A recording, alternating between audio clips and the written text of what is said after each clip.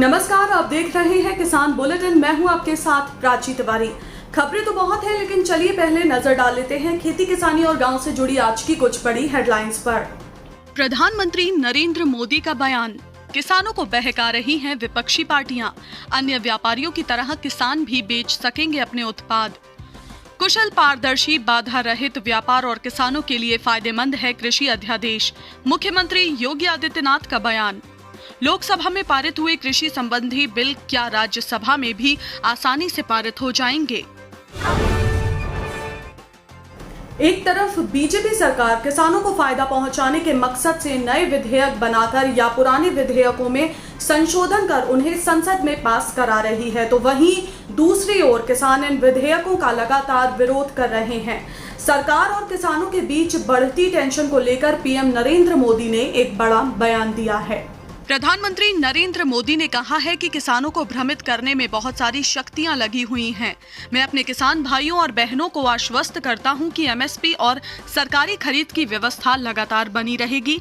ये विधेयक वास्तव में किसानों को कई और विकल्प प्रदान कर उन्हें सही मायने में सशक्त करने वाला है। एमएसपी कभी खत्म नहीं होगा और न ही सरकारी मंडियों में कभी खरीद होगी।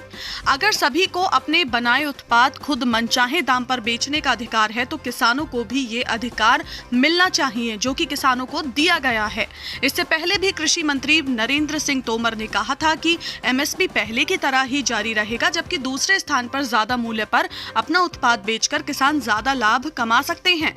वहीं इसके उलट कृषि जानकारों का कहना है कि प्रक्रिया में बेशक कई खामियां हो, लेकिन एमएसपी से कई फायदे भी हैं। इसके चलते कीमतों में स्थिरता बनी रहती है, न्यूनतम मूल्य मिलने की गारंटी होती है। लोकसभा में पास हुए विधेयक पर बोलते हुए उत्तर प्रदेश के मुख्यमंत्री योगी आदित्यनाथ ने कहा कि ये एक नए युग का आरंभ है। इससे किसान बहन भाइयों के हितों का संरक्षण जो है वो सुनिश्चित होगा। सीएम योगी ने इस लोक कल्याणकारी प्रयास के लिए प्रधानमंत्री नरेंद्र मोदी का आभार जताया है। साथ ही इस बिल को कुशल, पारदर्शी और बाधा रहित अंतर्राज्य और राज्य के भीतर व्यापार और वाणिज्य को बढ़ावा देने वाला भी बताया है, जिससे कि किसानों और व्यापारियों को बिक्री और खरीद के लिए पसंद की स्वतंत्रता प्राप्त होगी। और इससे किसानों को क्या फायदा होगा, ये किसानों को आने वाले समय में खुद ब खुद पता चल जाएगा। आपको बता दें कि लोकसभा ने गुरुवार को कृषि उपज व्यापार और वाणिज्य विधेयक, कृषक सशक्तिकरण एवं संरक्षण, कीमत आश्वासन समझौता और कृषि सेवा पर करार विधेयक पारित कर दिया है। आवश्यक वस्तु विधेयक पहले ही पारित हो चुका है। राजनीतिक विरोध, प्रतिरोध और किसानों के धरने प्रदर्शनों के बीच लोकसभा में कृषि संबंधित तीनों बिल पास हो गए हैं। क्योंकि लोकसभा में बीजेपी के पास बहुमत है, तो यहां ध्वनि मत से ये बिल पास करने में सरकार को ज्यादा जद्दोजहद नहीं करनी पड़ी। लेकिन लोकसभा से बिल पास होने के बाद इन्हें अब राज्यसभा में पेश किया जाएगा। राज्यसभा में पेश किया जाएगा, जहां सभी विरोधी पार्टियों का दबदबा है। अक्सर देखा गया है कि किसी भी विवादित बिल को पास कराने में उन दलों का सहारा मिल जाता है जो ना तो एनडीए का हिस्सा हैं और ना ही यूपीए का। मध्य प्रदेश सरकार ने 2019 में खरीफ फसल के नुकसान की भरपाई करते हुए किसानों को उनके बीमे की रकम दे दी है। 18 सितंबर को मुख्यमंत्री शिवराज सिंह चौहान ने उज्जैन में आयोजित एक कार्यक्रम में सिंगल क्लिक द्वारा प्रदेश के 22 लाख किसानों के लिए प्रधानमंत्री फसल बीमा के 4,686 करोड़ रुपए की राशि का भुगतान किया है।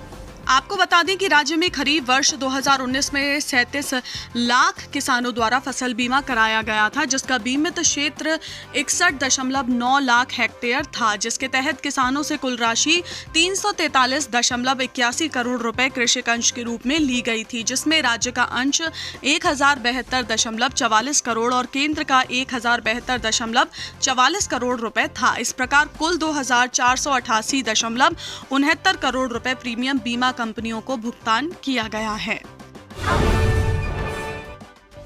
तो आज के किसान बुलेटिन में फिलहाल इतना ही। आप स्वस्थ रहिए और अपना ध्यान जरूर रखिए। फिलहाल मुझे दीजिए इजाजत। नमस्कार। अगर आप चाहते हैं कि ग्रीन टीवी इसी तरह से किसानों को सशक्त करने के लिए कार्य करता रहे, तो आप भी इसमें अपना सहयोग दे सकते हैं। डिस्क्रिप्शन पर जाकर दिए गए लिंक पर क्लिक करें, पेटीएम करें, NEFT और क्रेडिट कार्ड के जरिए भी आप हमें सहयोग दे सकते हैं। अगर आप हमारा ये वीडियो YouTube पर देख रहे हैं तो हमारे चैनल को सब्सक्राइब करें और अगर FB पर देख रहे हैं तो इसे लाइक करें और शेयर करें।